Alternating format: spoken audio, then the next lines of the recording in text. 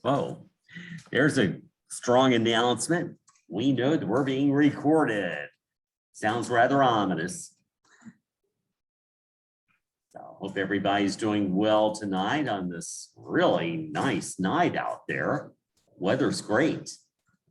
Ugh. Back where a lot of us are from, it's not. Yeah. Oh. So, yeah, huge storm stretching across half the US. And well, we know why we're in Florida at this time of the year. Because it really is nice.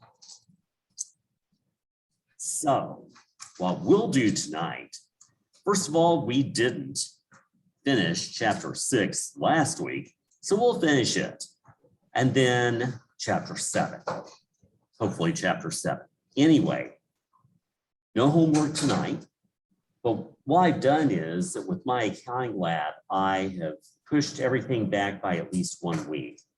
So you don't have to worry about any deadlines. Even if you're a little bit late with something, that's okay. If there's a penalty, just let me know and I'll remove it. So you're good. I'd rather you took the time and really learn the material. So no problem there. All right. Well, let's go ahead and go back to chapter 6 here and have a look where we left off. And for those of you online, I'm going to go ahead and share my screen.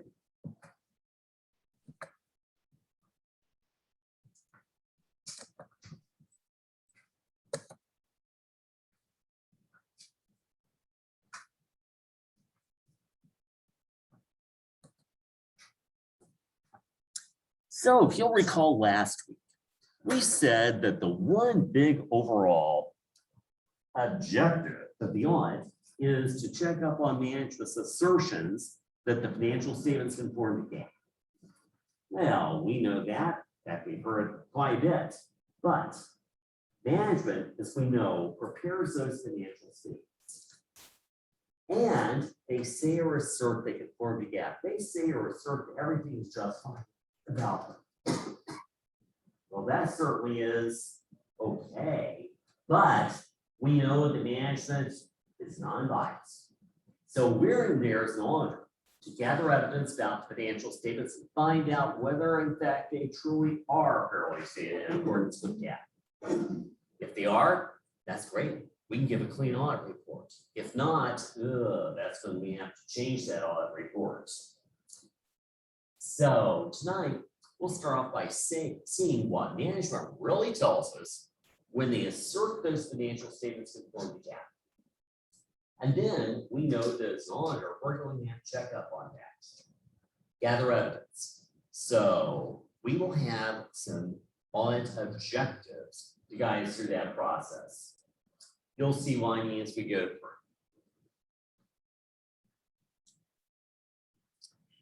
So let's see what we have here. Roman numeral 3, there in the notes in chapter 6. Management assertions, and they're in the book. I've reproduced them here. They're the qualities management says are true about the financial statements. So they hand those to us and they say these things are true. Again, the overall assertion is the financial statements are fairly stated in accordance with GAAP. And that's broken into some subcomponent assertions. And the subcomponent assertions are classified into 3 categories. And the first category of assertions will be assertions about classes of transactions and events for the period under audit. So when it comes to classes of transactions or events, we're talking about individual transactions that have occurred. Let's check up on them. Let's find out whether they're okay. So first of all, the occurrence or existence assertion. So here management tells us the balance sheet items exist and income statement items occurred for the appropriate balance sheet date and income statement period. No extra items are recorded. Thus, the financial statements are not overstated with extra items as all recorded transactions actually occurred. Whenever we hear this occurrence or existence term, we know that management is saying the financial statements are not overstated, no extra items. For example, if there is an account receivable on the balance sheet, it exists. It is not fiction. It's not made up by management. So it's not fraudulent. It truly exists. A valid customer has it. If there is a sales transaction included revenue on the income statement, it exists too. It's not fiction. It's no overstatement. In fact, as you can see, existence is very, very necessary to think about whenever we think about assets or revenues, because we know the management's motivation with both is to do what to them? Overstate them. So we have to be very, very careful here. Then number 2 is the opposite, completeness. Management says books are complete as all transactions have been recorded. Thus, the financial statements are not understated due to not recording a transaction.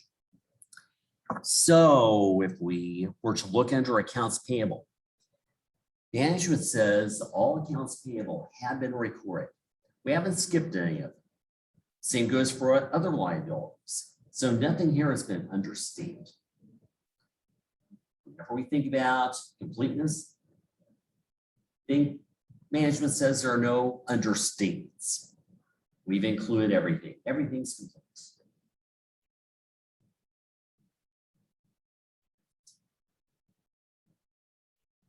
If we think about expenses, all expenses have been recorded.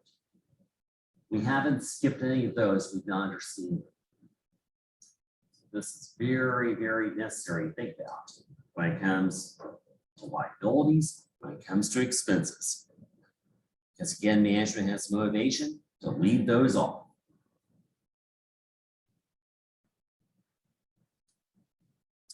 Then number 3, accuracy. Management saying, or we could ask, are all transactions recorded at the correct amounts? So are the right amount of dollars there? So we don't have any mathematical errors, for example.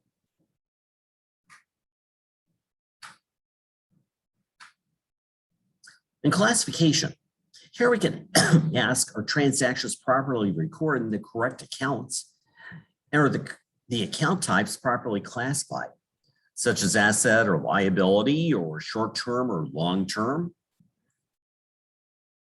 For example, a very common type of classification error is when management has a long-term liability, which is coming due. Well, if it's going to be coming due in the next year, management has to reclassify that as a short-term liability, a current liability.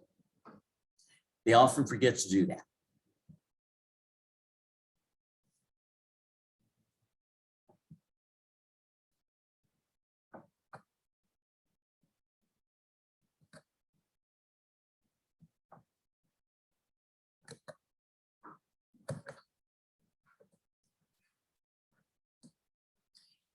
Then number 5, cutoff.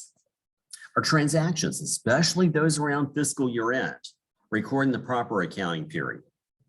Well, note that ending account balances would be misstated if transactions are recorded in the wrong accounting period.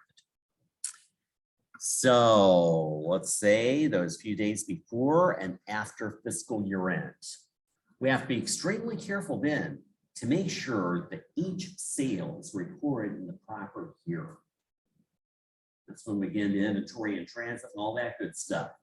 Because if we don't record each sale in the proper year, we mess up cutoff, we record those sales the wrong year, and we misstate sales revenue for this year and next year both.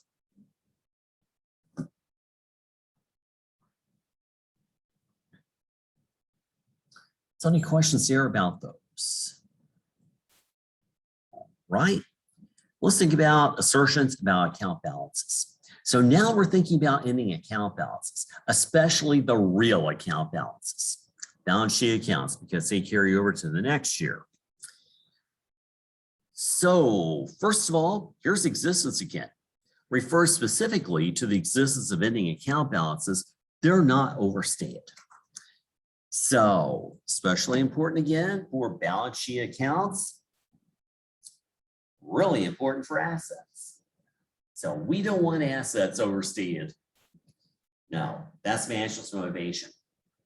And again, that's fraudulent accounting. Then the next one is completeness. Refers specifically to completeness of ending account balances. First, they're included in the financials, and second, they're not understated. So again, just the opposite. When it comes to completeness, think no understatements. So management says we've not understated any account balance, including liabilities, of course. And for that matter, we've included each account here in the financial statements. For example, we have not left off any liabilities.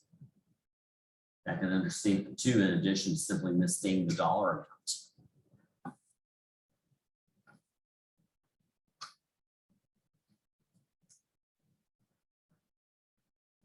Then, number 3, we have valuation or allocation. This one's pretty similar to accuracy. Well, here, management says that the amounts in the financial statements are valued properly, normally a historical cost, and revenues and expenses are allocated to the proper period. So revenue, it's recorded in the period in which it's been earned, revenue recognition principle. And when it comes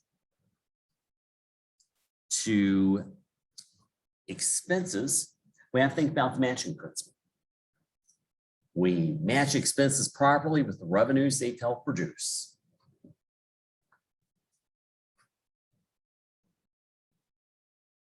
And reading on, also any valuation adjustments, such as the allowance for bad debts or the allowance for accumulated depreciation, have been included.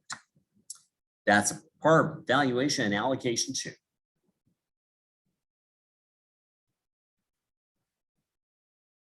Well, then number 4, rights and obligations. Management says the entity has rights to record assets, so they own them.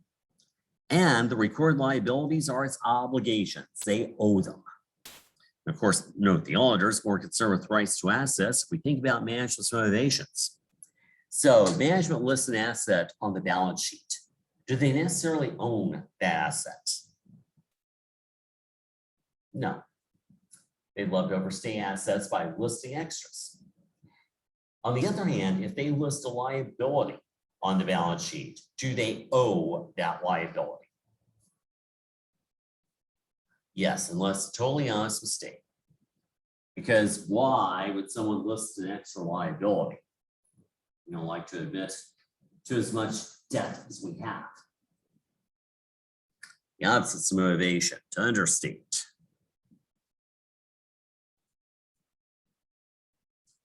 Now, see one more set of assertions, and these are assertions about presentation and disclosure.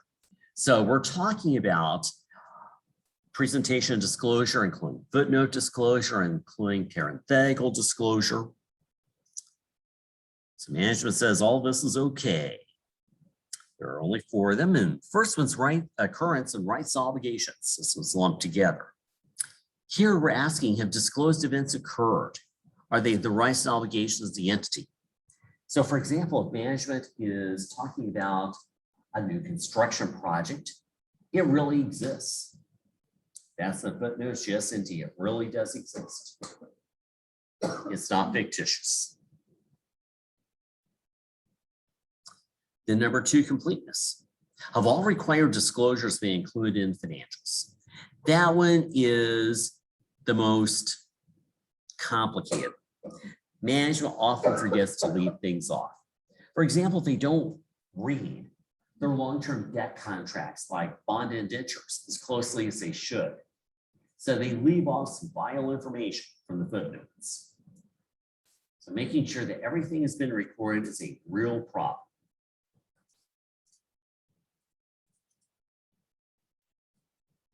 And number 3, accuracy and valuation. So is financial statement information disclosed fairly and at the appropriate amounts? So any numbers which are in footnotes are accurate. So if they talk about a bond sinking fund that they must maintain of $50,000, yes, indeed, it really exists. That's the exact number.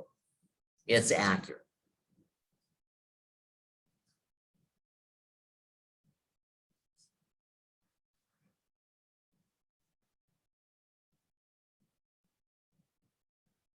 Then number 4, value classification and understandability. Well, here are amounts properly classified in the financials and the footnotes. Are the balance descriptions and related disclosures understandable? So that, well, no matter how hard we try, not everybody's going to find everything understandable in the footnotes. And then classifications like long-term, short-term have been properly included there in the footnotes. So any questions about any of those management assertions? Very understandable.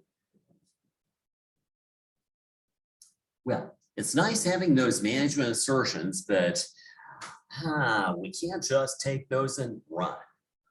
We bear in mind that management is biased. So as an auditor, we've got to consider those assertions and gather evidence about them. So that's what we'll do next. And we'll see audit objectives to guide us through that process. And the audit objectives have very, very similar names, in fact, sometimes just alike. So it's not like we have to memorize another list. And by the way, I realize I don't ask you to memorize many lists in this class, but I really need you to memorize these assertions and audit objectives. Reason is they are such very basic terms in auditing. And you're expected to know the cold, both in auditing practice and also when it comes time to CPA exam.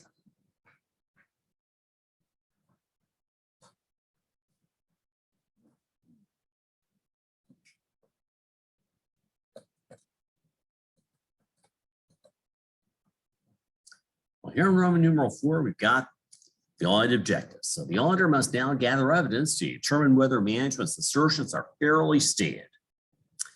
And we'll now examine the audit objectives which guide this process. And we'll discuss general audit objectives which can be applied to any account. And later chapters, we'll discuss specific audit objectives which are customized to individual accounts. For example, if we were thinking about existence, that is the general audit objective. And by the way, it's called the same thing as the management assertion. So existence is general audit objective. But we can use that for any account. But then if we translate that into a specific account, it could simply be that accounts receivable exist. So in other words, there are no extra or fictitious accounts receivable on the books. They're not overstated like that. So no overstatements and accounts receivable. So that first one, occurrence or existence, again, it's analogous to that existence assertion. So to recorded transactions in this list of transaction-related audit objectives, again, with individual transactions, auditing them. So the recorded transactions reflect what actually occurred. Are there any non-exist or invalid transactions? Note that invalid transactions would overstate the books. So, as always, with occurrence or existence, no overstatements. Well, then number 2, completeness. Again, just the opposite, analogous to the completeness assertion, where all transactions are recorded. If not, the books would be understated. So completeness is always everything has been recorded. There are no understatements. Well, then number 3, accuracy or valuation again. So we're thinking about correctness. Well, are transactions recorded at the correct amounts? Primarily refers to the freedom from mathematical error. It also assumes the proper basis. Normally, historical cost was used. Note that accuracy does not always overlap with existence or completeness. For example, recording a transaction twice violates existence. Accuracy would be violated only if the dollar amount of the transaction were misstated. So let's say that we have a cash disbursement for $1,000, and that's the correct amount. We record it once, that's what we should do. We record it twice, shouldn't do that. The second time we record it, well, of course, we just violated existence there. We overstated. We would only violate accuracy if we misstated the $1,000 in addition to recording it twice. Does that make sense? So record the transaction twice at $1,000, the proper amount, we only violated existence. If we misstated the $1,000, listed the wrong amount of dollars, then we've also violated accuracy because it's not accurate.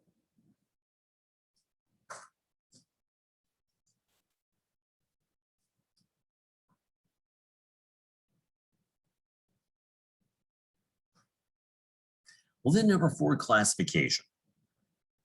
Are transactions properly classified according to account and account type, such as asset, liability, short-term versus long-term? So that one's pretty easy.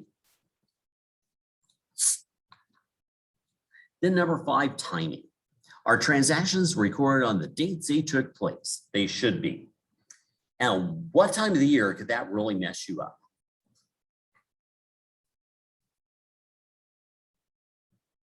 When would this be critical, do you think?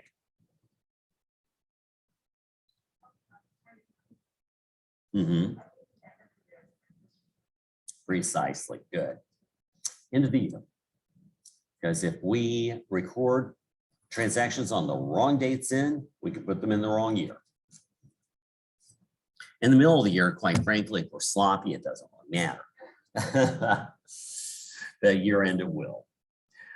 I should say a year, even in the middle of the year, we don't want to get too sloppy. We don't want our books lagging too far behind. Not only are they out of date, but that also gives somebody an opportunity to pull something, steal something, and not have it reflected in the books on a timely basis. And the more time goes by between when we buy an asset and when we record it in the books, the more people forget about things. The more other things happen and everything becomes murky. So we don't want that. Ideally, we record transactions on the date they took place, even in the middle of the year.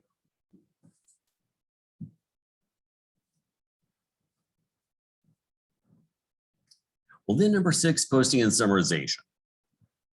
So here we're asking, are transactions correctly transferred from journals to general and subsidiary ledgers? Thus, there are no posting errors. And the account part of the posting, by the way, overlaps a little bit with classification. That's okay. These are not mutually exclusive. And we're also asking, are transactions in books properly summarized, properly footed, etc.?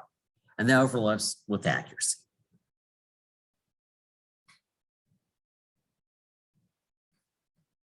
So any questions there so far?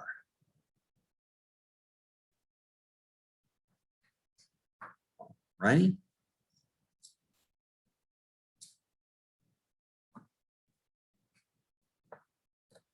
So those were auditing individual transactions.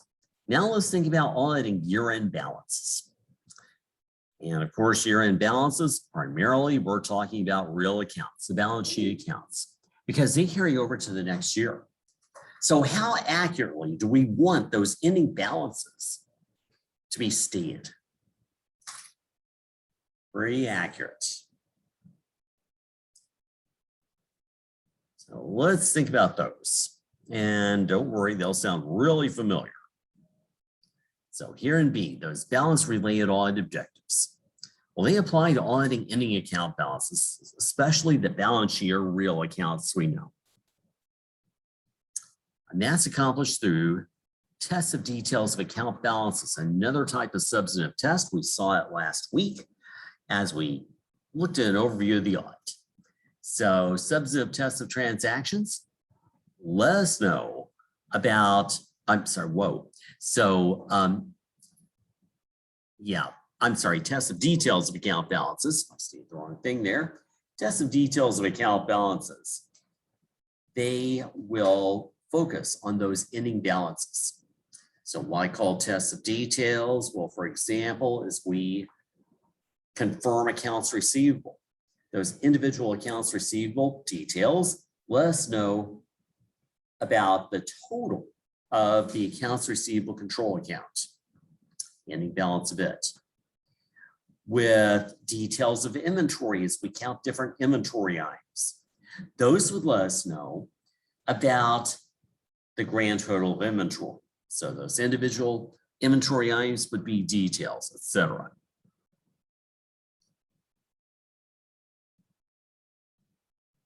And there are 8 balance-related audit objectives that basically correspond to the management assertions about account balances.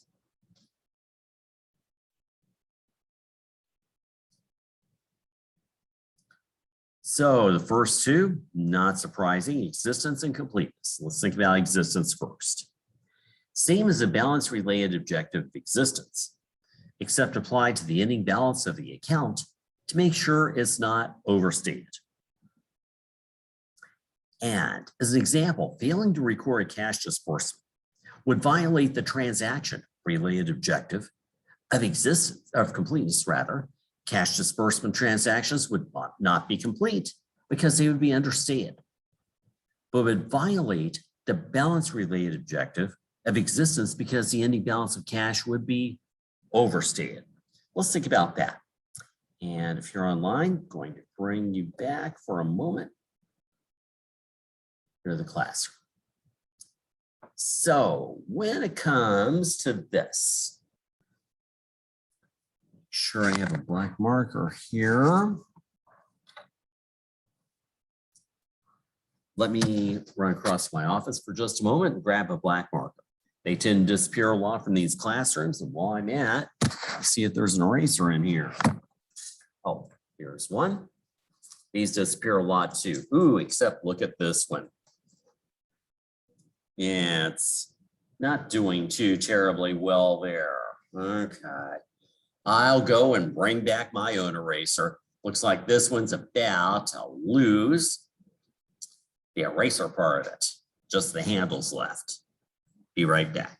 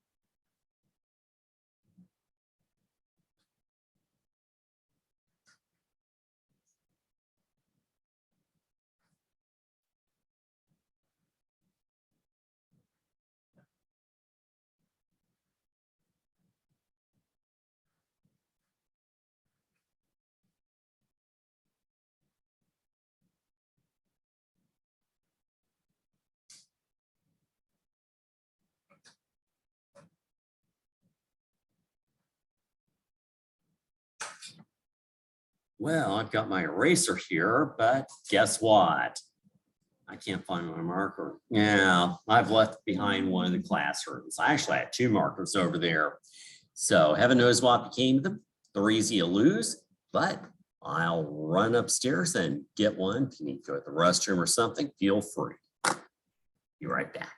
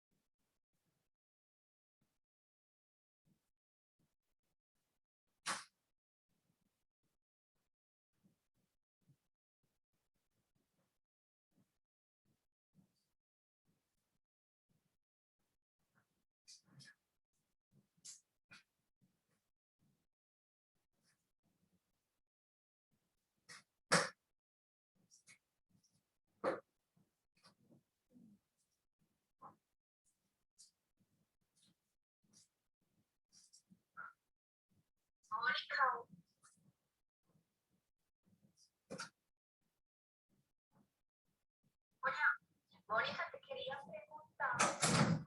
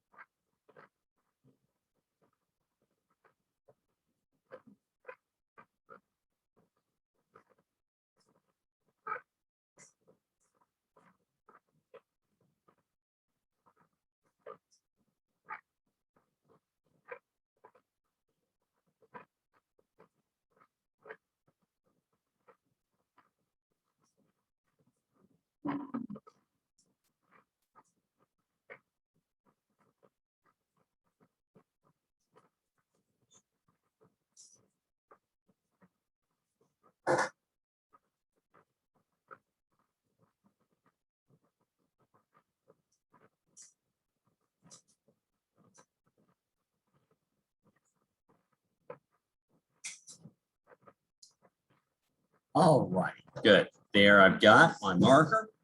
And let's consider this thing about cash. those of you online, just going to move my camera here.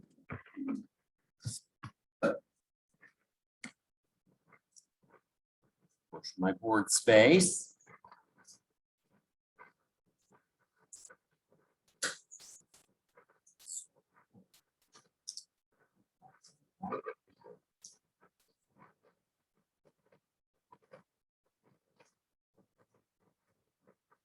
Oh, no.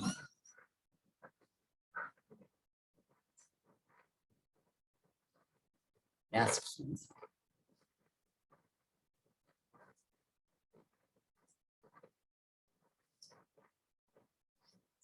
Yeah.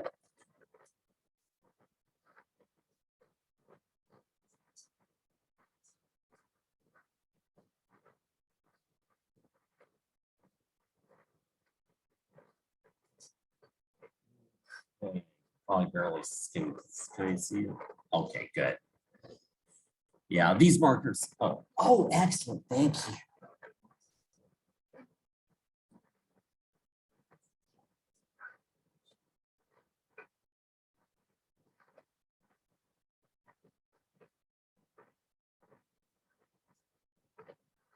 Oh, excellent.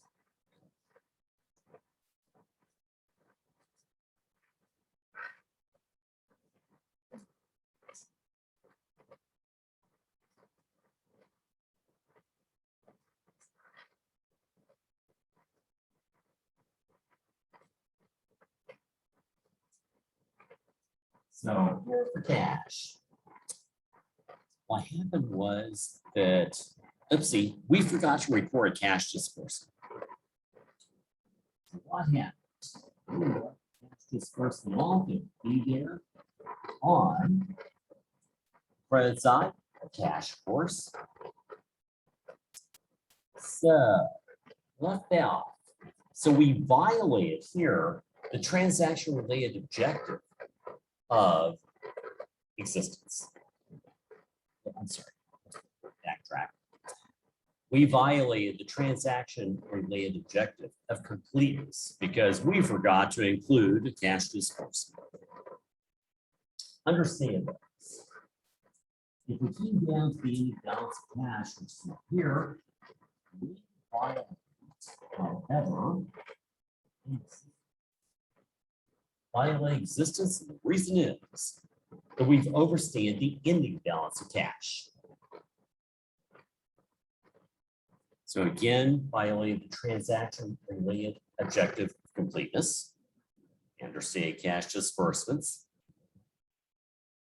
But then ending balance, we overstated the ending balance of cash because we left off that disbursement, and therefore, since the ending balance of cash is overstated, we violated existence with the ending balance. Okay. So that gives you the illustration of the difference between transaction related and balance related audit objectives. We'll go through the same thing in just a moment when it comes to the opposite.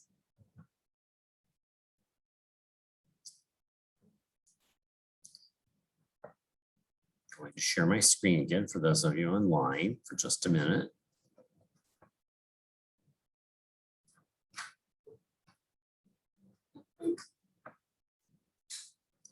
So then for completeness, let's go through the opposite. Same as transaction related objective completeness, except applied to the ending balance of the account to make sure it is not understated.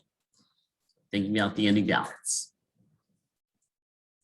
As an example, recording cash disbursement twice would violate the transaction related objective of existence because cash disbursement transactions would be overstated. A second entry would be non-existent. Would violate the balance related objective of completeness because the ending balance of cash would be understated. Of course, very important for liabilities and expenses. So let's do this in just the opposite fashion up here in our T account. I'm going to stop my share so those of you online can see it.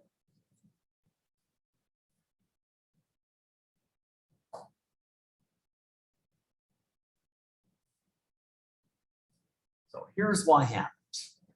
We made a mistake. We recorded a cash disbursement transaction twice. Therefore, we overstated cash disbursements. And that second entry was non-existent. So we've overstated cash disbursement transactions here, recorded one twice, violated existence. Again, the transaction related audit objectives. However, if we purpose count with the ending balance, well, the ending balance of cash is understated. Understated the ending balance, therefore we violated the ending balance. Therefore, we violated the balance related objective of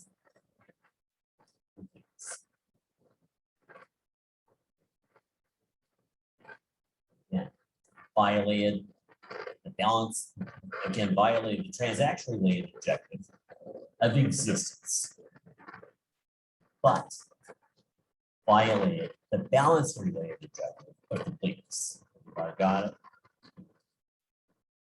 Reason I go over this a lot is because it's really easy to get those things turned around, isn't it? Yeah, why about under test pressure? Oh yeah.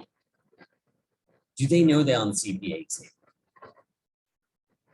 Yes. So why do you think they do?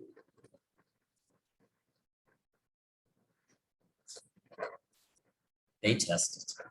Yeah, they know people will mess this up. So don't be one of them.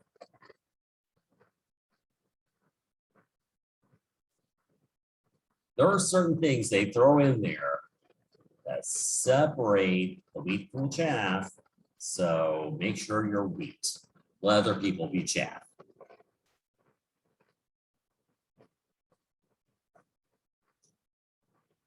And some people come out of programs where they're not very well trained, maybe they didn't prepare very well at CPA review course.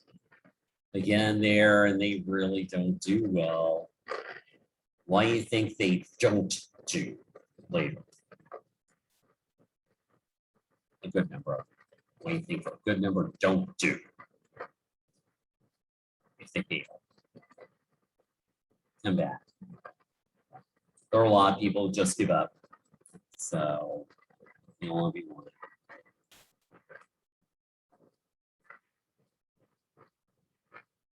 Questions here about that?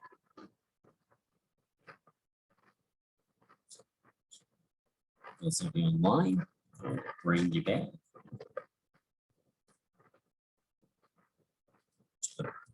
My notes. There we go.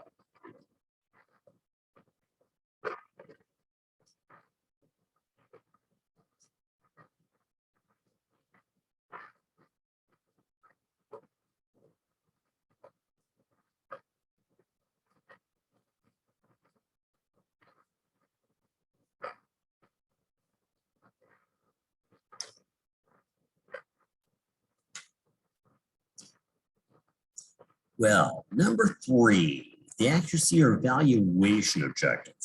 Same thing as transaction related objective of accuracy, except applied the ending account balance. We just want to make sure that it is fairly stated. Right amount of dollars are there. Classification. Well, same as transaction related objective classification, except again, applied to the ending account balance. Is properly classified as asset or liability or as current or long-term, for example. And cut off. This will sound familiar. It's related to transaction related objective of timing. We're asking our transactions, especially those around fiscal year end, record in the proper year. Note that ending account balances would be misstated if transactions were recorded in the wrong year. Of course, critical for sales at year end, inventory in transit, and fiscal year end.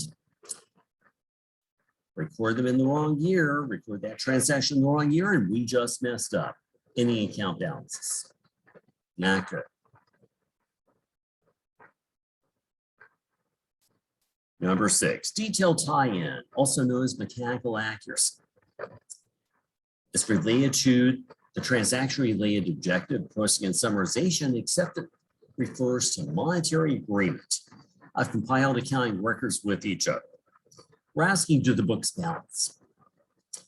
Our account balance is properly supported by what your book calls master files. We more commonly call subsidiary ledgers in financial accounting, and schedules. For example, the accounts receivable trial balance of the subsidiary ledger agrees with the balance of the accounts receivable general ledger control account. So in financial accounting, as we do a trial balance of accounts receivable or accounts payable, we're checking up on detailed time. Of course, clients should be doing that periodically, hopefully once a month at least. And they're doing that for good internal control.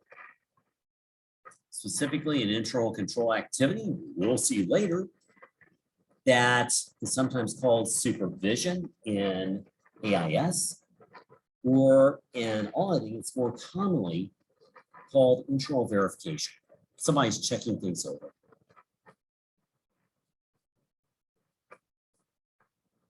By the way, as your book says, master files, they're using a relational database term.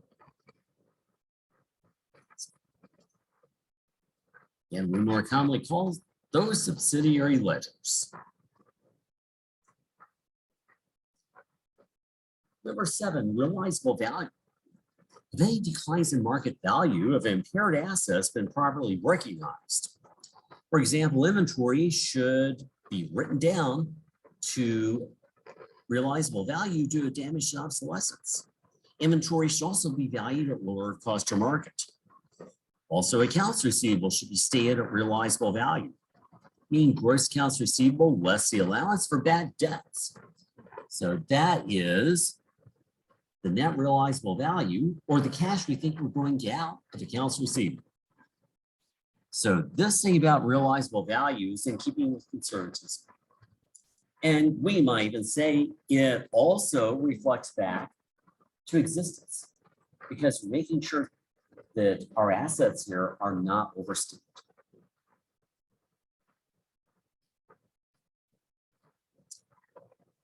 Number 8, there we have the rights and obligations or ownership objective.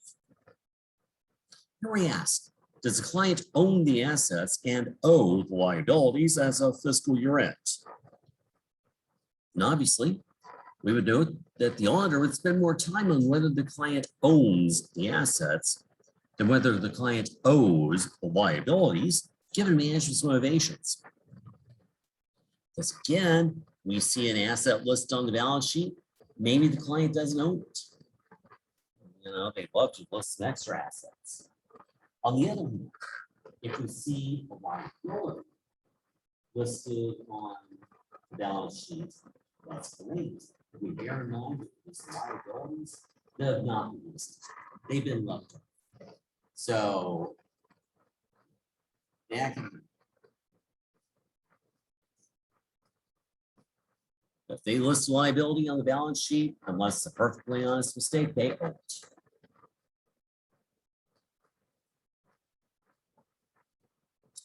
And finally, here in our chapter C, presentation disclosure related audit objectives. Those are the same names, the management assertions about presentation and disclosure.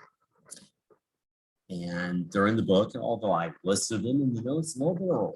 And they were pretty easy for us to comprehend there, I think. So that takes care of all the management assertions. How are those management assertions? Understand them pretty well. So we'll get lots of practice on both in the homework in this chapter and also in later chapters that go through all this course and all of the second auditing course too. So like I said, very, very basic terminology. For a moment. And yeah, definitely on the CPA exam, when they know that they can mess you up on some of these, they'll do so. Like between completeness and assertion. Very basic terms, other than having to memorize these, I think you'll be okay. I don't like having memorized things, and you probably don't either. I realize in some classes, there are a lot of things you have to memorize, like one list after the other. I certainly don't intend for mine to be that way. But like I said, you have to know these, such basic terms. We'll see a couple of things in chapter 7 that we also have to memorize in regard to audit evidence. Thank you. Not bad. Let's see. Remember, I'm pushing my accounting lab deadlines on this back by a week. Quiz on. It'll be okay. Right? Got a little bit too ambitious here. Too much on the souls. Take care of that. Comes fall. All right. So, what we'll do next is chapter 7. And chapter 7 gets to the heart of what we do in auditing. It's about gathering audit evidence. So we'll see different types of evidence we can gather. We'll see qualities of evidence that we would like to see. In other words, how can we tell if a piece of evidence is reliable?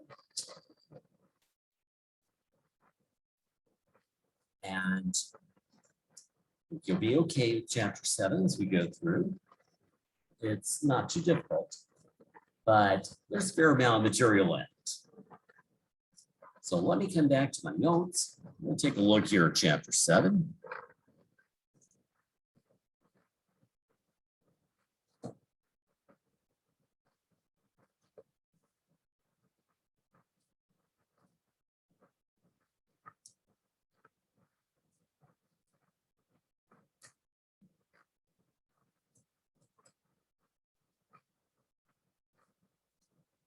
So we'll go through evidence here, again, looking at the qualities of evidence that we want to see. So what determines what is good evidence and some different types of evidence. So a little introduction here first. Auditors must gather sufficient, appropriate evidence to determine whether the financial statements are fairly stated in accordance with GAAP. So if we have to gather sufficient evidence, that means we must have enough. If we don't have enough, not a big enough sample, we're not going to be persuasive. Our evidence is not going to persuade us in forming our opinion. For example, next course, not this one, we'll look at statistical sample for evidence. So there we'll determine how big a sample we've got. An appropriate evidence. Well, appropriate means high quality evidence. Again, if we don't have high quality evidence, we just won't be persuasive to ourselves. Just like when I was a juror last week. Definitely, the police did not have high quality evidence. They were trying to rely on testimony from one of the officers, and that was really it. So as we'll see, that would be inquiry, as we will call it in this class. An inquiry is not going to be okay alone. Reason is, inquiry, we're asking somebody something to testify about it. Well, obviously that person could be biased. The other thing is with inquiry, even if the person does not mean to be biased, we all have errors that we make. So we could have thought it was a blue car when it was actually a black car. We could think that we have someone wearing a green shirt and they're wearing a red shirt, whatever it may be. But we all have our biases. And that's just the way human nature is. As honest and as well-meaning as we are. So we'll always back inquiry up with more reliable evidence. And also we'll see that one type of evidence alone is rarely enough to reach a conclusion. We need things to corroborate. So if we had somebody testify that that person had been wearing a red shirt, inquiry alone, not that reliable. But now there is documentary evidence, like a photograph that backs it up. Now we're talking.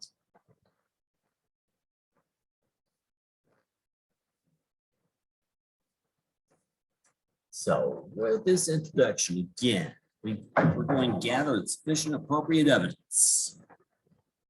And all this evidence must be documented in the auditor's audit documentation, also known as working papers. So when it comes to evidence, we make sure that we document everything.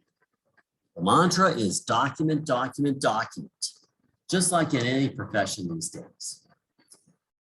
And probably the main reason is that in this country, over the years, we become more and more litigious, which means if we're a litigious society, which we are, we like to do what? Sue, you bet. So this protects us.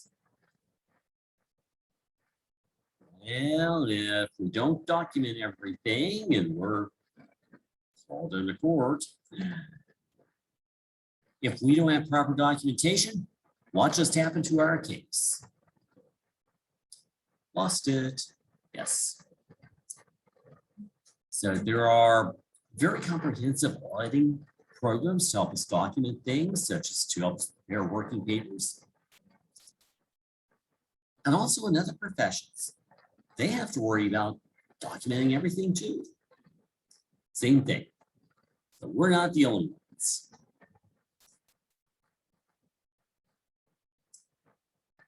Ideally, the audit flows from the audit report back to audit plan and documentation, evidence documentation in the working papers.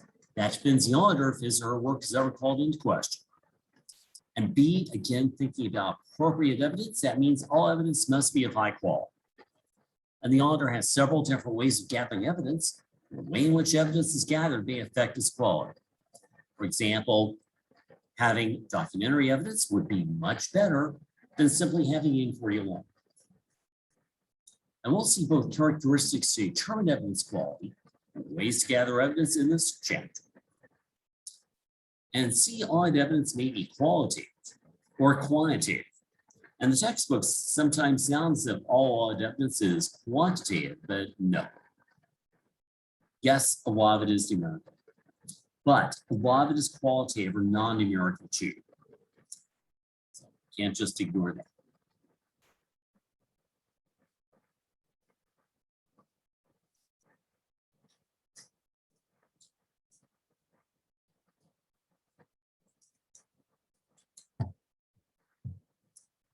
Well, here in B, let's talk about the persuasiveness of audit evidence. And its total effect of two individual qualities. So sufficiency and appropriateness. So when it comes to sufficiency, that one is pretty easy. It just means we've got to have enough. So it pertains to the quantity of audit evidence. Do we have enough? And again, statistical sampling is something that will help us out. We'll see that in the next chapter.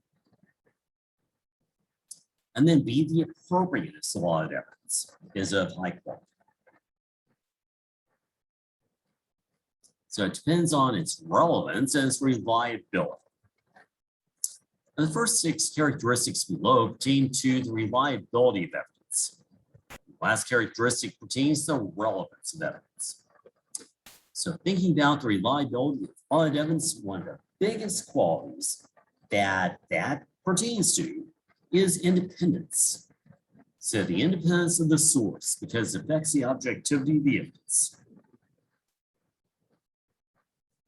For example, where would you rather get evidence from? From the client or from a totally independent outside party? Obviously, the totally independent outside party. Getting evidence from the client can be a good start, but since it's not objective, you've got to back that up with more objective evidence. So if the client says, yes, that individual customer's account receivable balance is correct, that's inquiry. That is biased. But if we then confirm that account receivable with the outside customer, we ask that customer directly, what is your balance? And it checks out, then good. What the client told us is okay.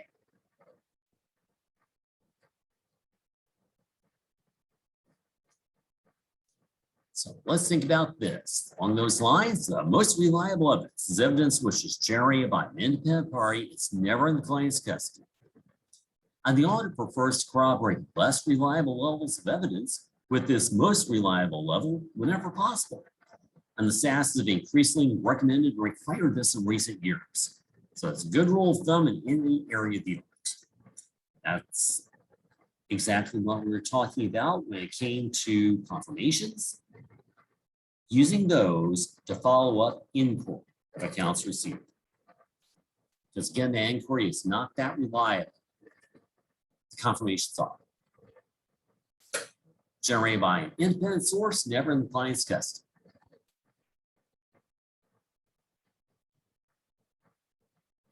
Then B, a less reliable level is evidence which is generated by an independent party and it was in the client's custody. So if we saw, for example, vendor statements the client has from its vendors for purchases it's made from those vendors, yeah, that's evidence which was originally generated by an independent party, but it's in the client's custody. So it's not as reliable as if it had not been in the client's custody. The reason is, if it's in the client's custody, the client could do what with it? What the client do with those vendor statements? Change them. Exactly. Could change them.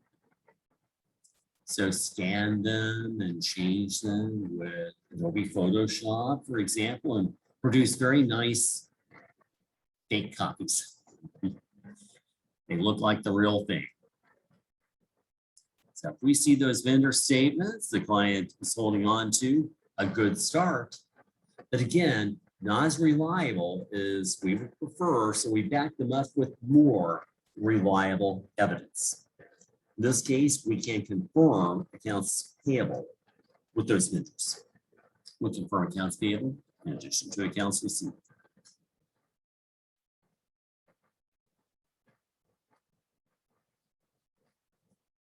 And C, the least reliable level is evidence which is generated by the client. So if the client shows us some sales invoices that they've issued to their customers for sales to those customers, those aren't very reliable. They're a start, but we've got to back them up with more reliable evidence. So again, something such as confirmations of those accounts receivable.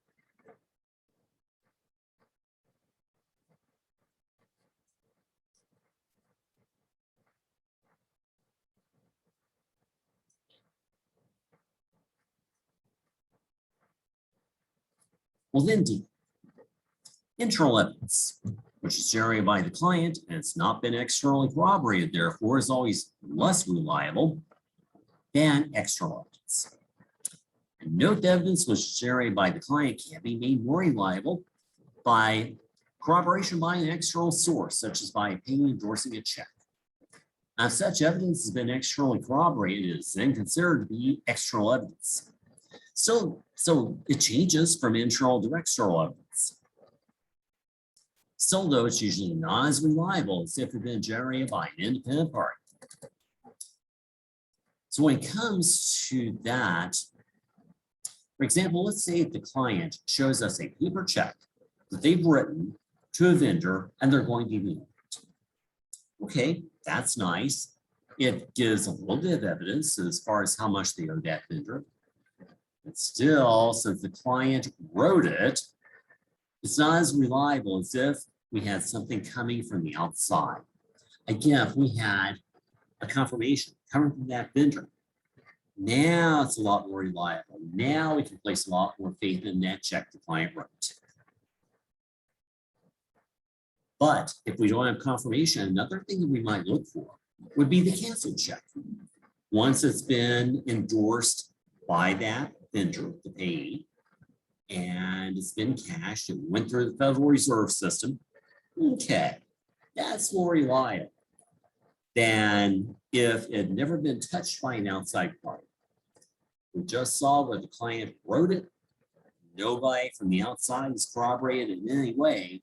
That's just not that reliable.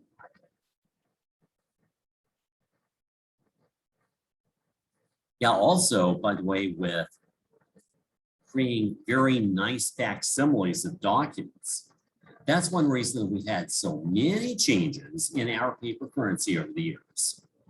It's because Federal Reserve System is trying to stage us one step ahead of counterfeiters.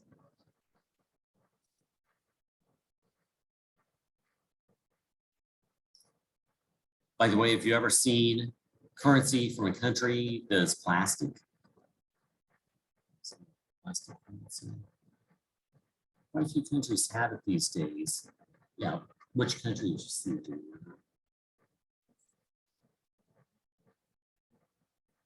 Yes, exactly. Yeah, it's like a, maybe there's some paper in it, but plastic too.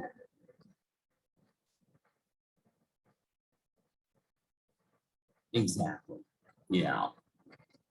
Yeah, and the euro has some plastic content too.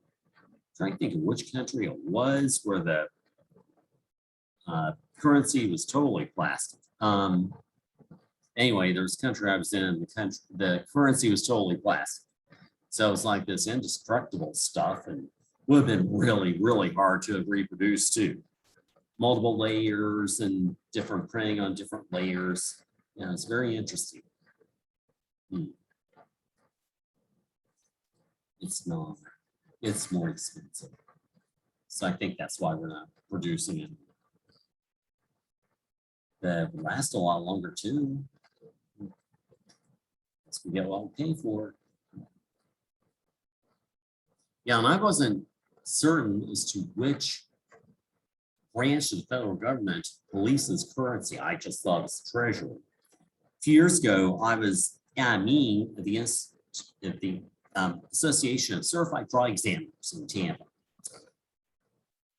They check into fraud, etc. Well, they have a presentation that night from someone from the Secret Service, and they're the ones who actually go about policing currency. So yeah, very interesting presentation. He had samples of counterfeit money there, and some that looked very real. Some of it didn't look so good. Some was just stuff such as clipping off corners from real currency and pasting on other denominations of currency. For example, take a dollar bill and paste 20s on the corners of it. But a lot of it was really good. Yeah. Guess which denomination is the most commonly counterfeited currency? Which bill? I know. Seems like it might be. No, because they're kind of out of the ordinary. 20, that was it. Yeah. Yeah, and for counterfeit 20s, oftentimes what these will do, they'll go into like a grocery store and buy some small purchase, like a pack of gum. They'll give the cashier the counterfeit 20, maybe the raised currency, that's what it's called, where $20 corners have been taken off 4 $20 bills and pasted on $1 bill. And so they'll have this small purchase, the clerk gives them back all this change. So they've got almost $20 in good currency, and they spent exactly $20 in bad currency for it. And they said that one of the most commonly hit stores is Publix.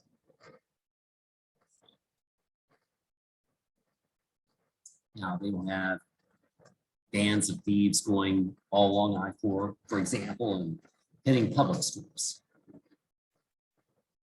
Go in and get change for a 20 at this one store, move on to the next store, and get change for another 20, etc. And by the time somebody figures out what's going on, they're out of town.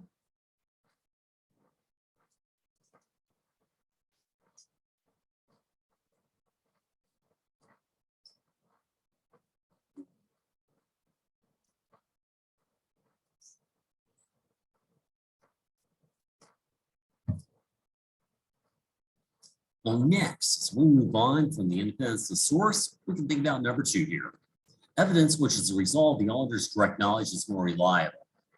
If we know something ourselves, great, instead of someone telling us. For example, instead of relying on a client's employees counting inventory, we'll examine inventory in the next course, but instead of relying on their employees to count inventory totally, we want to conduct some test counts ourselves. So ideally, the client's employees should count inventory. We observe the count. That observation is a way of gathering evidence, but it's not that reliable. Instead, if we do some test counts ourselves, where we back up their counts with our own count, our own direct knowledge, that's a lot more reliable. So we should do that. We should test count a sample of inventory items and back up what clients' employees do. Because their employees may not be very good at counting inventory. They often have people come in, everyone like the receptionist. So they may not exactly know what they're doing. Some types of inventory are actually pretty difficult to count. The other thing is they may not even care what they're doing, to tell you the truth. Well, then number 3, evidence is more reliable when it's objective than when judgment's required. For example, let's think about lower of cost or market valuation with some inventory. Let's think about which one we would rather have. Would we rather have market valuation of an antique store or an inventory of used cars? Which one?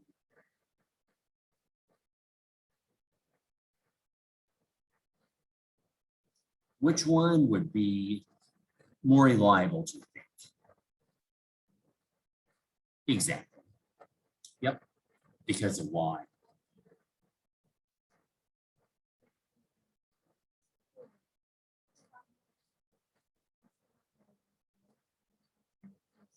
That's true. Yeah. Antique store.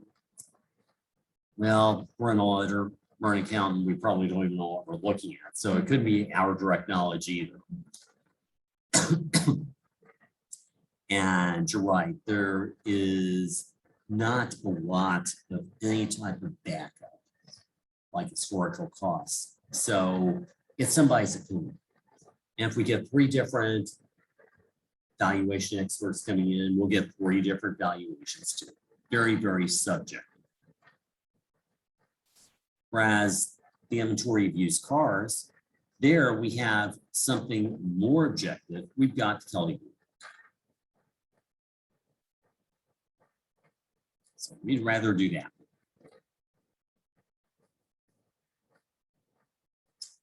Then number 4, better internal control in an area means that any evidence obtained in the area is more reliable. Because if the client does have good internal control, probably things are going okay. Probably numerical amounts are okay too. On the other hand, if they have poor internal control, the employees just aren't doing a good job. That means they're probably messed up.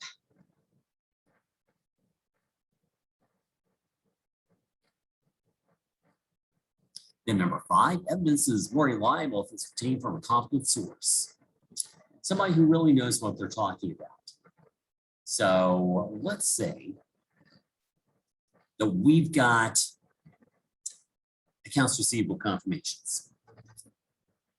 Which source would you rather get these confirmations from? Another business or an individual consumer? You're an auditor, you're getting confirmations back.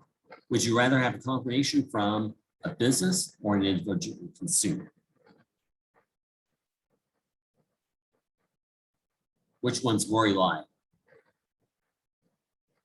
Business. Reason is they hopefully keep formal books. They know how much the balance should be. Maybe they have an audit too. On the other hand, with an individual consumer, they probably just look up the balance on the internet and just give you back what you already know. Also, a lot of individual consumers don't realize the importance of confirmations. A lot of them just discard them. So we'd much rather have B2B or business to business accounts receivable than B2C or business to consumer accounts receivable. Number 6, timeliness. Well, this means the evidence pertains to the fiscal year under consideration. That's pretty obvious. Not to next year, not to last year. So don't get cutoff mixed up there. And number 7, relevance. Simply means the evidence pertains to the audit objective under consideration. For example, examining inventory files for inventory titles rather, for ownership of inventory in transit fiscal year end is relevant to the cutoff objective, but not to the detailed tie-in objective.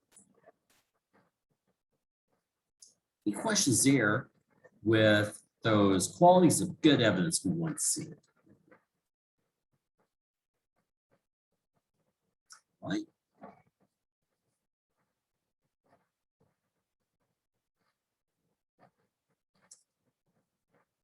Next category we have, let's think about some types of evidence.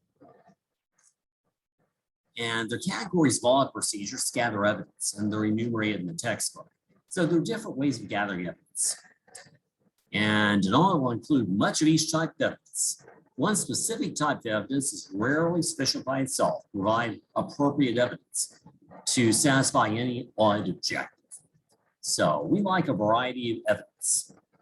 Like variety is by supply, same thing when it comes to evidence. So we have different types of evidence. They all point in the same direction. That's wonderful. Gives us a lot more confidence in the audit.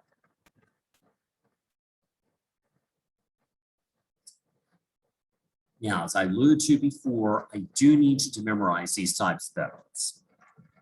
You'll need them on the CPA exam. You'll need them in audit work too.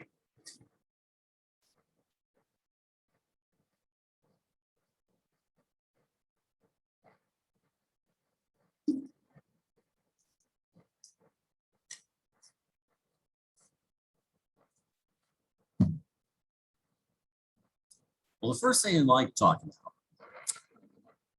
is direct inspection of tangible assets, also known as physical examination.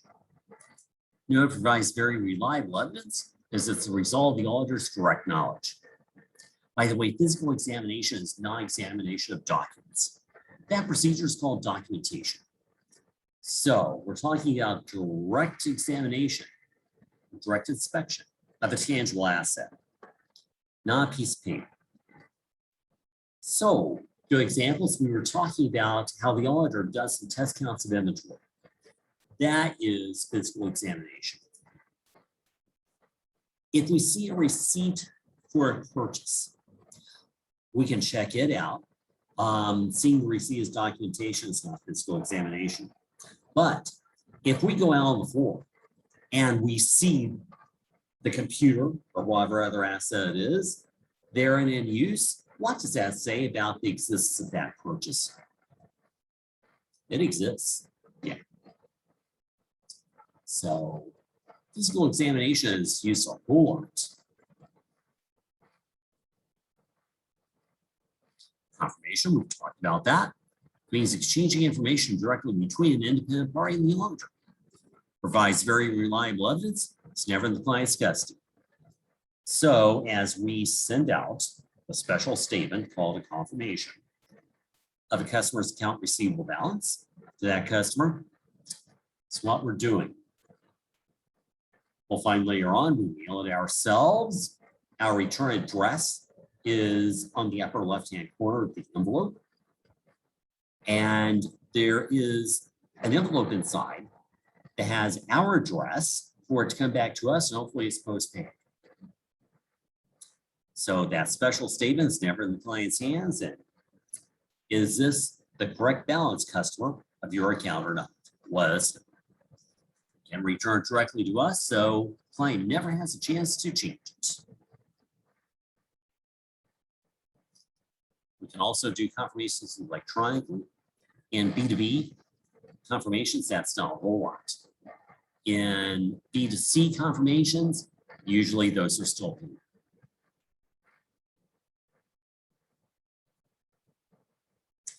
Now, documentation. So here in C, inspection of records or documents, documentation. And there are 3 possible procedures. We always bear in mind the external documents are always more reliable than internal documents.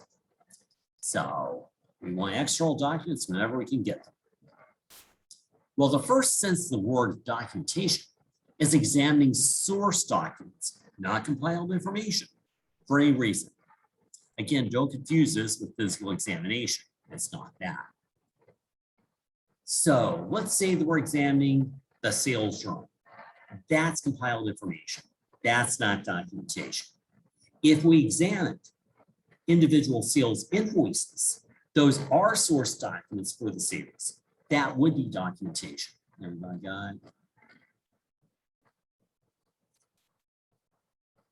Then the second sense of the word, tracing transactions from compiled information, such as journals or ledgers, back to source documentation. I'll illustrate this on the board in a second. It's also called vouching. And this fulfills the transaction-related objective of existence because the auditor is documenting the validity or existence of each recorded transaction. So let me come back here on screen. For those of you online, put this up on the board.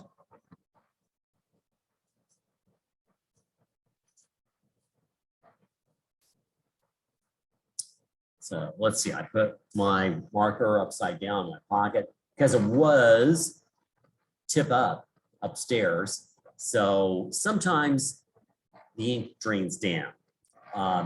It drains down where it shouldn't be. It's not near the tip anymore. So hopefully it came down the tip. If not, it just will dried out.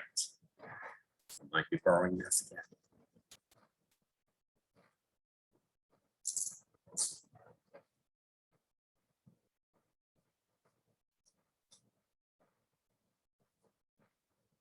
Okay, so maybe that was the problem.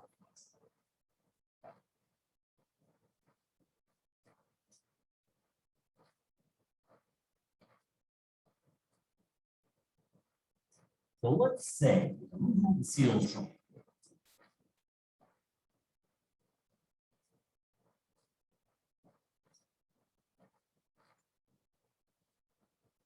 Which is compiled information.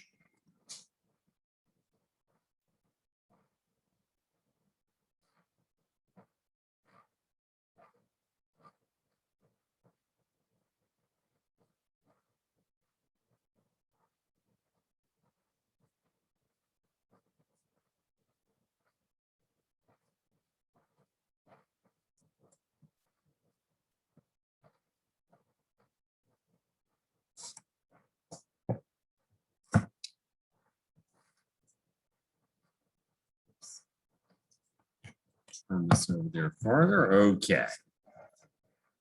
Still not ideal. That comes to the ink. But hopefully you can see sales journal, example of compiled information. Now, connecting with sales journal will be individual sales documents, such as sales invoices, etc.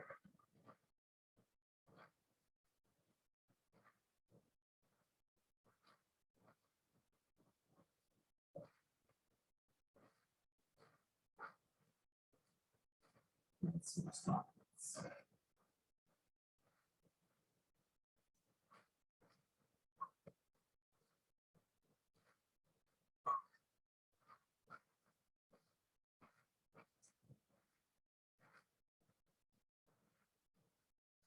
So what we're talking about right here is taking a sample of sales journal entries, which the clients reported, and tracing back here and tracing back to the source documents.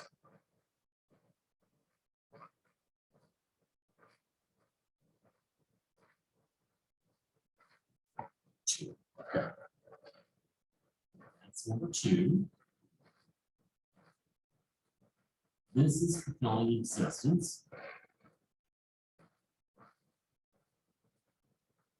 Sometimes that's referred to as vouching.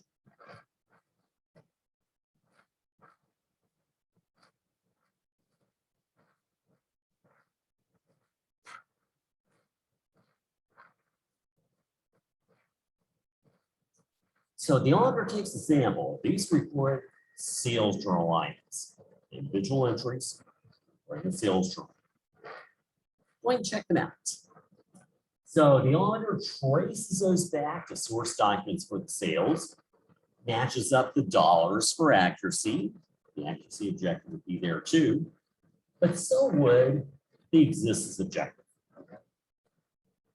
We're making sure that each one of these recorded sales journal items does validly have support from source documents receivers.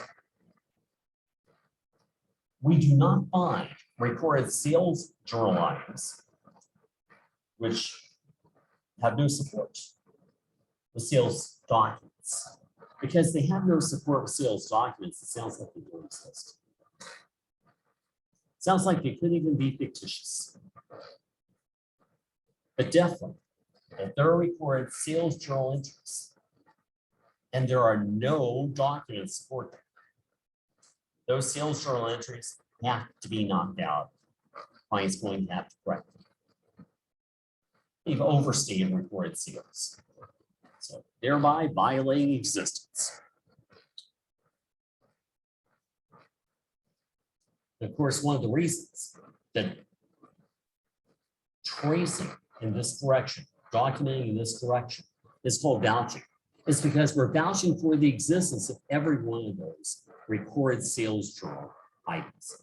Each one of those recorded sales, we can document, we can verify that each one exists. Look here on that. Okay. Do that for just a minute. And come back to the notes and look at number 3 here. Well, another sense of the word of documentation that we can say is tracing transactions from source documents forward to compiled information. It's the opposite of vouching, the opposite of what we just did. And this fulfills the transaction-related objective of completeness, as the auditor is making sure that the client recorded each transaction that occurred. So with number 3 here, let me come back, look at the board again for those of you online.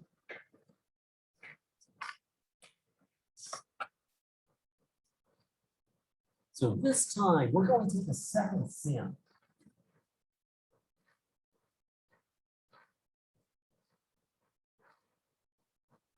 And trace in exactly the opposite direction. So we take a sample of these sales documents, so source documents, that is, and we trace forward to the compiled information to the sales journal. In this case, we're making sure that every one of these source documents has been recorded. Client is not skipped them. If the client skipped one, they understand the sales journal, therefore violating completeness.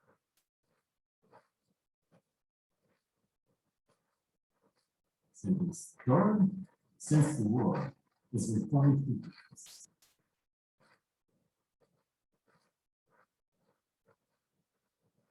So no understatements of the sales journal. Sales journal is complete, not understatement.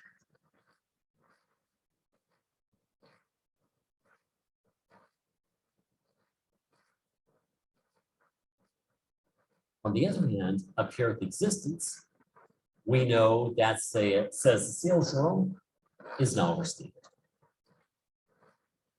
So each and every one of those reported sales, the sales journal does exist. Reported sales are not overstated.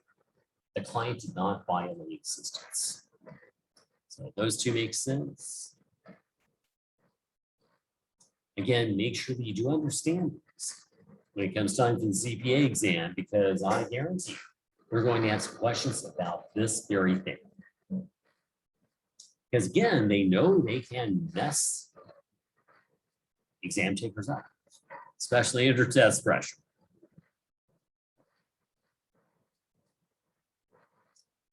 Anybody online have any questions? Right, back to my notes.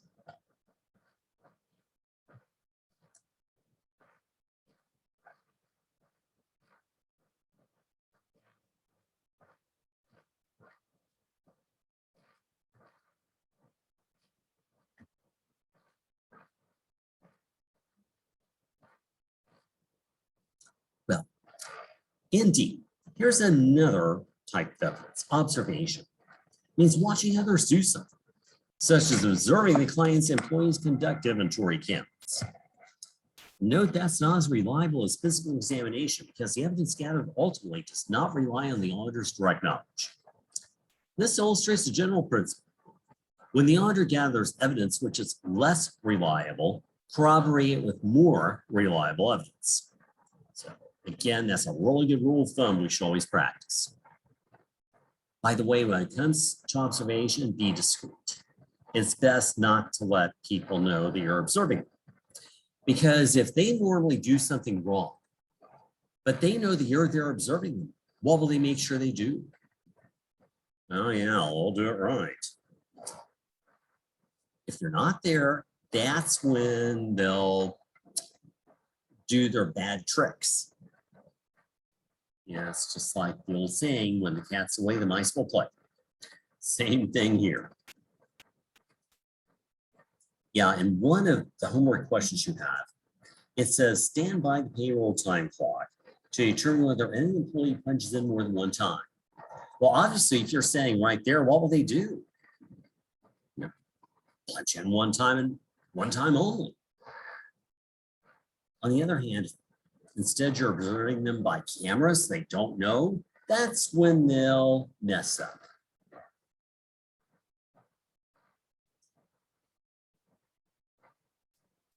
As always, corroborate that for more reliable evidence.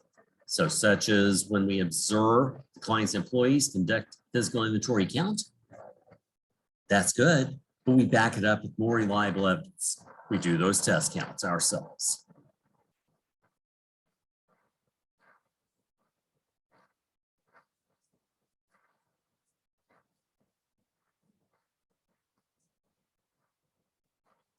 Well, then E, inquiry, means asking the client something.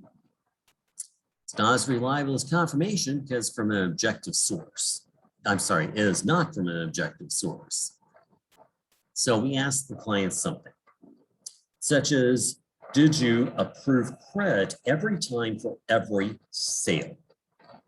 Of course, we're probably going to say yes.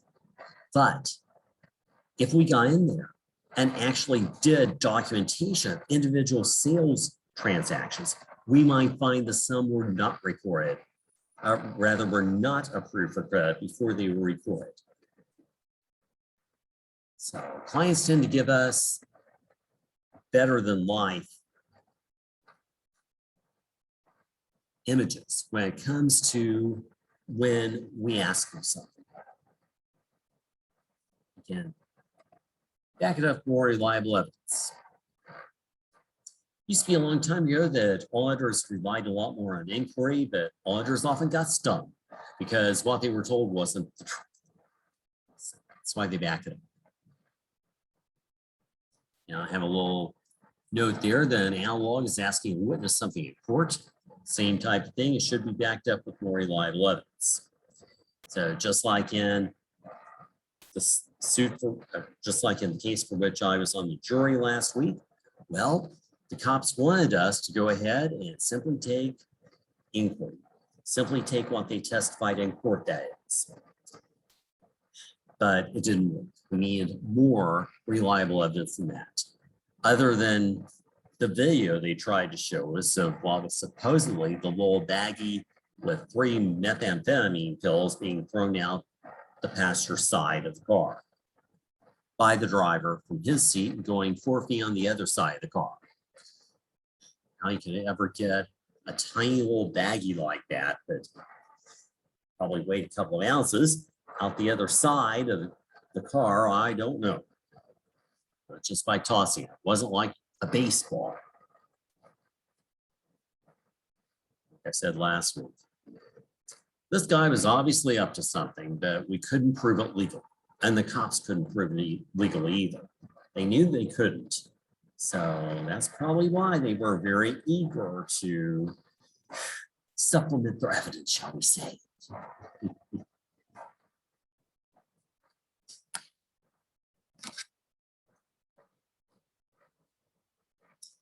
In F, here's another way of gathering evidence. Recalculation means checking the mathematical accuracy of documents or records. Well, recalculation can be performed rather through the use of information technology. For example, by obtaining electronic file from the entity and using computer-assisted audit techniques or CATs to check the accuracy of the summarization of the file. So instead of us doing it by hand, the computer can do it. Recalculation thus tends to fulfill accuracy. Note that even computer-generated documents should be recalculated because people tend to overtrust them. I used to use a case in the book of where an auditor had been reperforming a client's bankroll. So the auditor does have to reperform these, check them out. So recalculate the math on there. Well, this was a nice, neat Excel printout. A lot of students thought that we didn't have to reperform the math on this, didn't have to recalculate those numbers. It's Excel. So Excel must have done a good job. But only if they had recalculated the outstanding checks list would they have found that that list had been understated deliberately by $2,000. What do you think somebody was trying to do, an employee? Steal 2,000. So you had to get in there and redo that.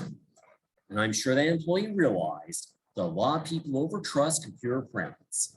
So misstating a computer printout can be a good way of getting by with something. I'm sure they've done it before.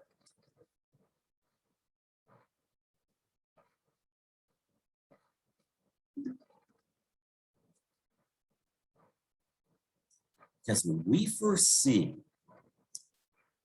some fraud like that occurring, do you think it's been the first time? Seldom.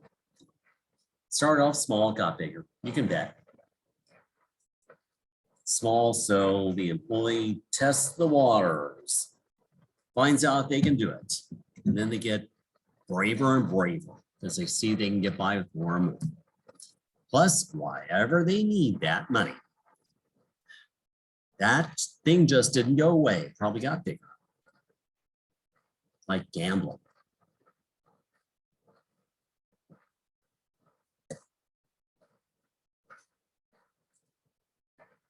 Now, online gambling is a big thing. People don't realize that.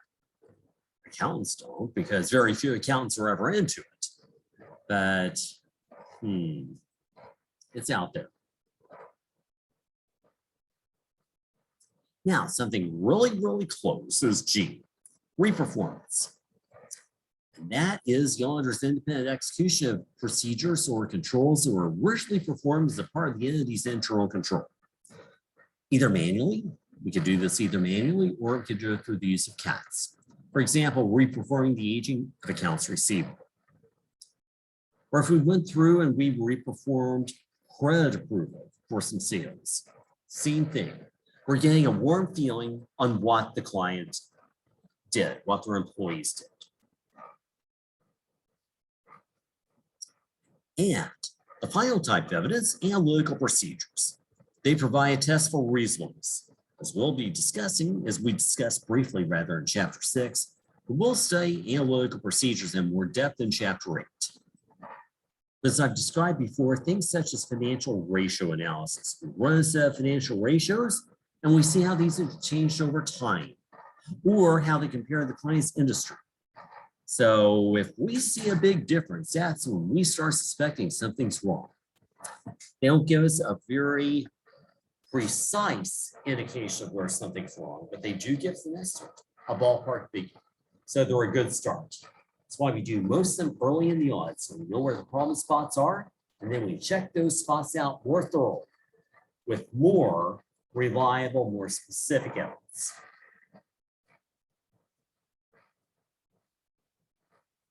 In I, there are a couple of kind of interesting tables. If you want to have a look at them, I'll test you on them. Say don't memorize them because for almost every table I've ever referred to in the book, I've had a student memorize that, reproduce on the exam. Not necessary to do. Then J, just remind us the audit procedures used on individual audit will be enumerated in the audit program. And then K, of course, all audit evidence today is on paper thanks to technology. Most isn't. So as an example, companies using electronic commerce may exchange electronic documents through a protocol called electronic data interchange, or EDI, instead of paper documents. Have you heard the term EDI? Okay. Yeah. It's still in use. The original protocol of EDI was developed in the 60s and was based on the old COBOL language, business programming language. It was for electronic commerce. So specific information was in specific fields on documents, like the quantity to be purchased in a specific field, so that the then not too sophisticated computers knew what they were dealing with. And even though we're not using that same protocol today, the name stuck. So it basically means exchanging information electronically for electronic commerce. Well, by the way, both electronic and paper documents are commonly encountered in audits subject to the same audit procedures. But they have different security features, different security problems. So when it comes to electronic documents, we know famous data breaches there, where thieves have gotten sensitive information like people's names, addresses, social security numbers, birthdays, etc., because they hacked into the system. And how much information can escape a computer system within a very short time? A whole lot. So that's why so many customers could get affected. Now, on the other hand, paper documents have their own problems too. Paper documents have their own problems because they can be changed too. People often think that paper documents are more secure. So write a paper check instead of paying electronically. That's more secure. It's not. First of all, paper checks are going to be converted into electronic checks anyway. They're going to be imaged at the bank where they're taken to be cashed. And those so-called certified copies of electronic images will then go through the Federal Reserve System. They've been permitted to do that since 2004, since Congress passed Check 21, checking for the 21st century, which permitted. Before, paper checks had to go through the Federal Reserve System. That was a huge cost and took a lot of time too.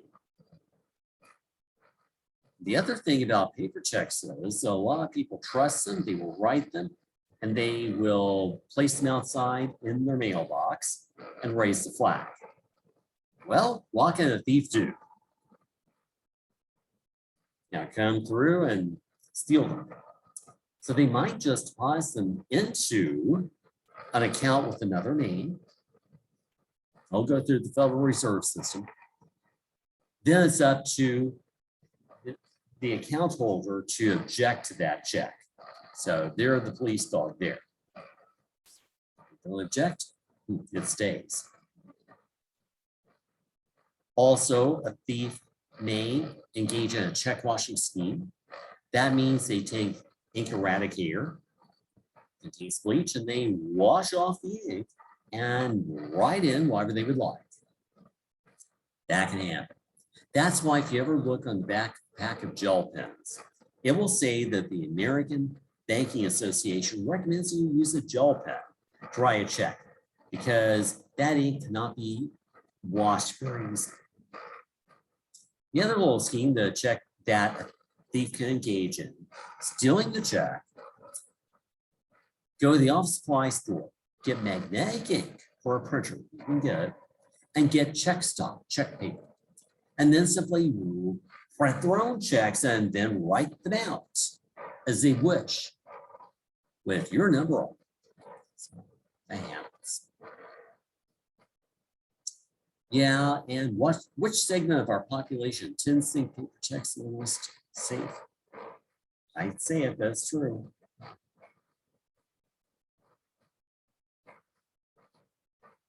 Yeah. Our senior citizens here. Yes, they do. And a lot of them sold on paper Social Security checks, which Treasury won't do anymore. But that's not very safe at all. There's a lot of theft of those. So yeah, they tend to think so. And which state in the union is usually #1 for consumer theft? Oh, yes. Yes, we truly are. Again, we know why, I'm afraid.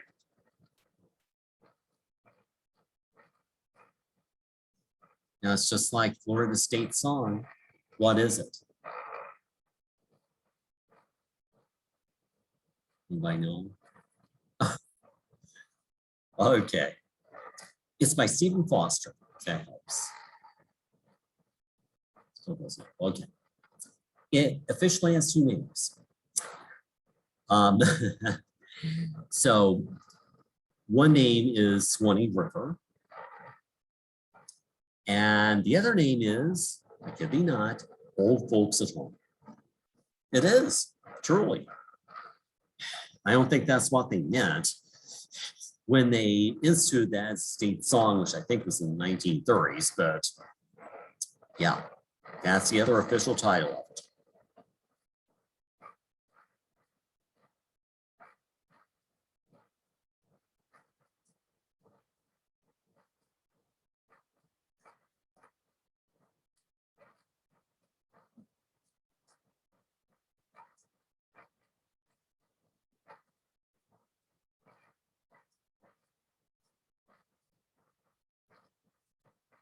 Well, next up, audit documentation. Working papers, that is, although they're usually non-paper format today, but the name sticks. And they document everything, the planning, the procedures, the evidence, conclusions, as well as the review process. The review process is where a junior level auditor prepares a working paper. Now, how much can we depend upon that working paper to be okay? Not really. That's when a senior reviews it and gives the junior some review notes to clear. So here are some problems you've got. And then once the junior clears those review notes up, the senior reviews the working paper again, and if it's okay now, the senior is going to approve it. So it's good quality control.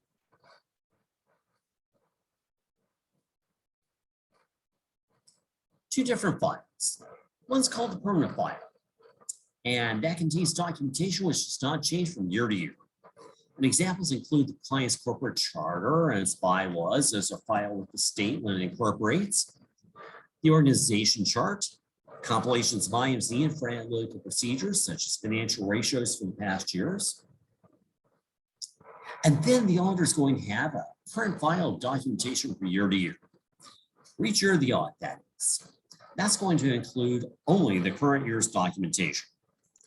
There's a diagram of what's in it in the book. It just has, for example, a section on cash, section on accounts receivable, etc. Too concerned about that. Well, then who owns it? Well, the auditor does. And they're never turned over to the client. That's because those are the auditor's protection for how well they did their job. Under federal law, the working papers are confidential instead of privileged. Well, confidential is a lower form of protection than privileged. Privileged means, in general, that something cannot be subpoenaed in court. So the Florida Department of Law Enforcement could not get their hands on working papers because they're considered privileged under Florida law. But under federal law, as we see, they are considered privileged. Well, confidential is a lower form of protection. Confidential papers can generally be subpoenaed. So here in Florida, working papers cannot be subpoenaed. They are considered privileged. It's the opposite under federal law. They're considered to be only confidential there, not privileged. They can't be subpoenaed.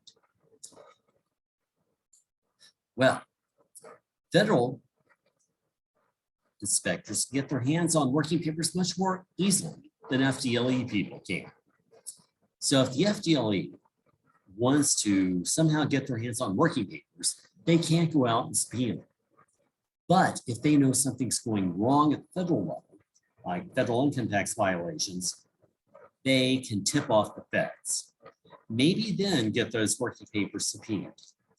Then under Florida law, in many cases, there are mechanisms by which the FDLE can get their hands on working papers through subpoena and finally get what they want. I don't know why here in Florida, working papers are only confidential.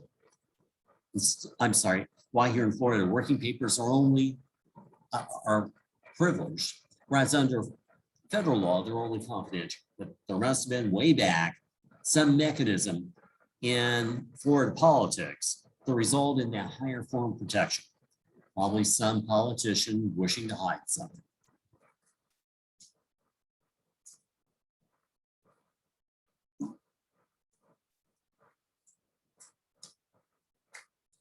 By the way, at the end there, we see they can also be made available to another CPA firm as part of peer review.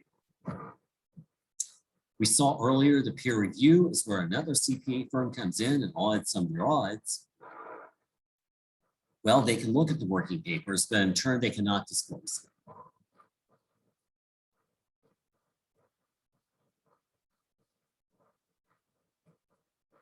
Indeed, we see the Sarbanes-Oxley Act requires the audit documentation be retained for 7 years for publicly traded clients.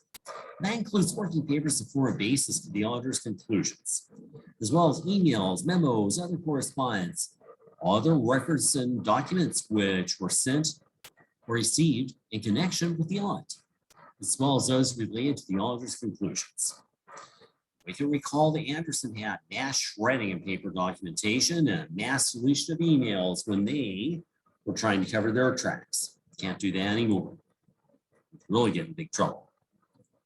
And also consider the cascade or trickle-down effect on the retention of working papers for non-SEC clients, as well as cascade effect of other Sarbanes-Oxley provisions. The thing is, well, if you save working papers for 7 years for a non-SEC client, shouldn't you save them for 7 years for an SEC client? Most CPA firms do. And that's really the expectation. If you do it for an SEC client, yeah, you should be doing it for an You should be doing it for a non-SEC client too. It trickled down.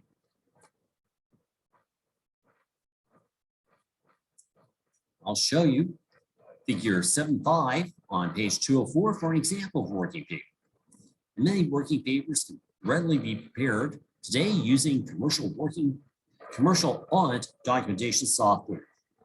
Very readily available, and they'll help you prepare your working papers. So let me flip over here to page 704.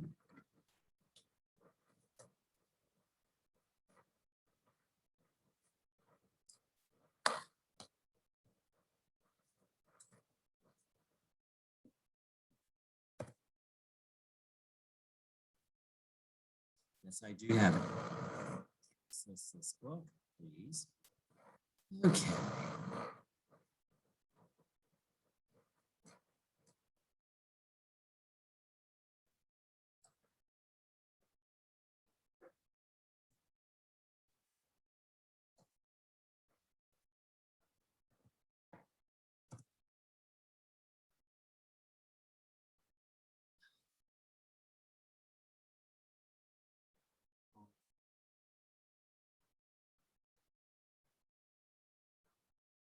First, don't succeed, try again.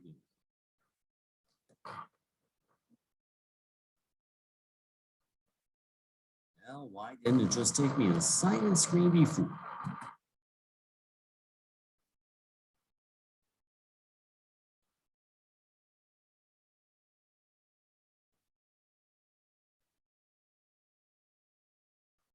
Yes, I do.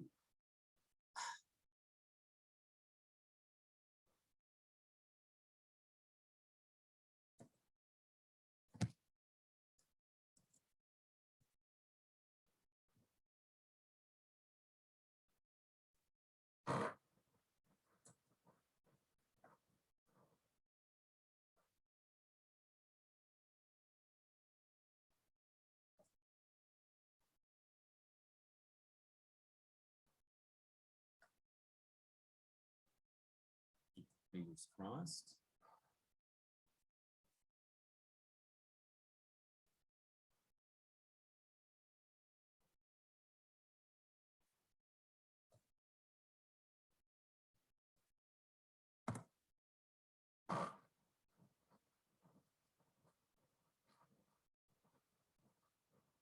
That's right.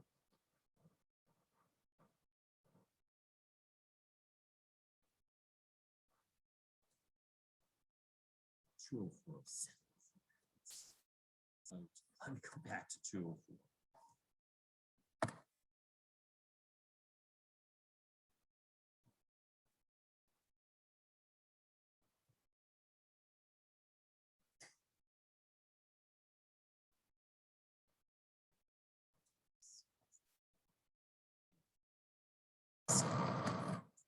Let me look in the book. Bear with me a second.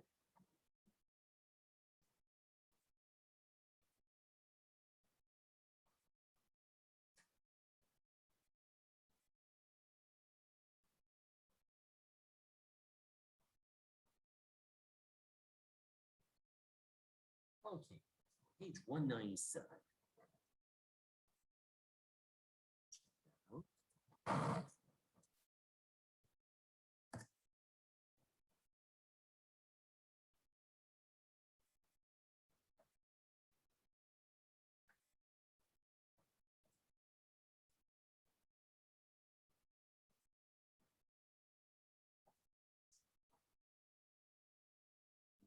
And just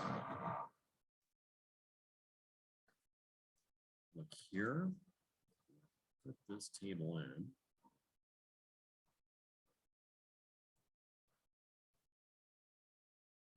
Again, what's in printed version differs from the electronic version.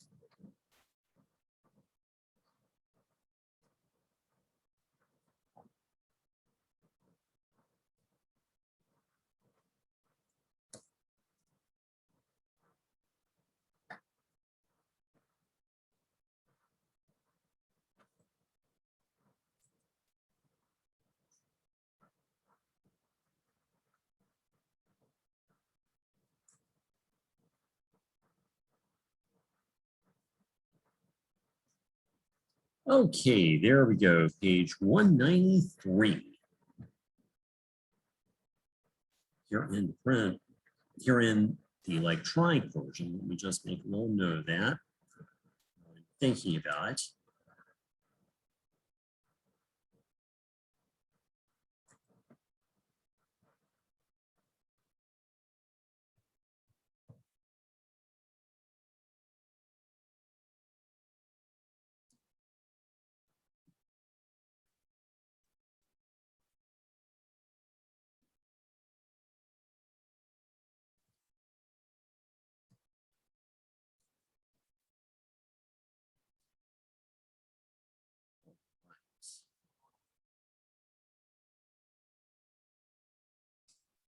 So here we've got working paper's been prepared. Says common characteristics of proper audit documentation. It shows a lot of things auditors do. This working paper has obviously been prepared using software. Very, very readily available.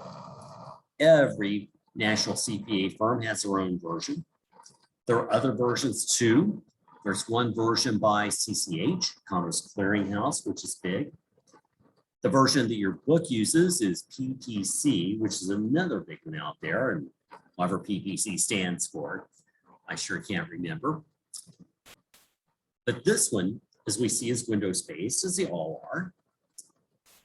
And with this one, if we look down at what we have, we'll see if we were coming into this without anything having been input yet. Oh, cute. That what we have is, and by the way, the power source here isn't working. I would have to plug it into the wall. It's kind of dangerous. But what we would have would be just a blank template. So we would fill in, as we need on every good working paper, the client name, then the audit area. So, or title of the working paper, which would be notes receivable customers, really a notes receivable trial balance. We see fiscal year end, balance sheet date, that should always be there too. And schedule number, where it goes page wise. The initials of the preparer, that's the junior. And the date the preparer did it. Well, there should ideally be space for the senior's initials too. Who reviewed it, who approved it, and the day approved. I don't know why there isn't here. So we see all of the names of the client's notes receivable here. We see details, interest rate, issue date, maturity date, base amount, accrued interest. So they have just a few large notes receivable. So we have all that. And if we look over here, we have a little X. Well, that X is some shorthand. It's called a tick mark. And there's no standard set of tick marks. So you have to have a tick mark legend on every good working paper. Tick mark symbols, tick mark legend. So this says agreed base amount, interest rate, issue and maturity dates to notes receivable document. So that he checked out the detail type. It all worked. The face amount. So beside that, there's a capital P. That says positive confirmation received. That's a confirmation that was sent to each of these customers. It was positive, return no matter if the amount shown is right or wrong. Second type of confirmation called negative confirmation, return only if the amount shown is wrong. But this one, return it no matter what. Each one did. We see in the note, positive confirmation received and no exceptions, no problems that is, no errors. Noted in face amount, issue and maturity dates, interest rate, and accrued interest. By the way, the other working paper is where the confirmation papers are at that came back. Then on over here is an @ sign by accrued interest. And it says recalculated accrued interest, no exceptions noted, so no errors. Then below face amount, this column was footed. So obviously they footed okay. And T/B, actually wrote these columns, traced and agreed to trial balance. So then every good working paper has a conclusion. So conclusion, notes receivable balance at 11/30/13 appears fairly steep. The collectability of all notes was discussed with the controller. Per our conversation, all appear to be collected. In my opinion, no loss provision is necessary. So we don't think that they're going to have any bad debts, any uncollectible amounts here. By the way, I would have given this junior a review note. This was not the best conclusion. It was not based on best entry, not based on the best evidence. This is okay evidence to cite, but should also cite stronger evidence because this relies on inquiry. And we know that controller is not very unbiased. So I would also add in, I am basing this on all of those positive confirmations coming back with no exceptions from each and every customer. That takes care of that working paper. Any questions there on it?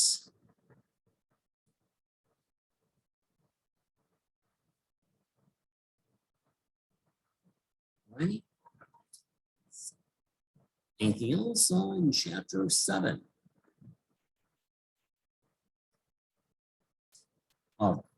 So what we'll do then next week, we'll start in on some homework, 6 and 7. We'll see how far you got into 7. We'll at least do chapter 6, and then we'll start going over chapter 8 next week. We'll cover it. Any questions or anything? Yeah, we know. Okay. Better say bye-bye to the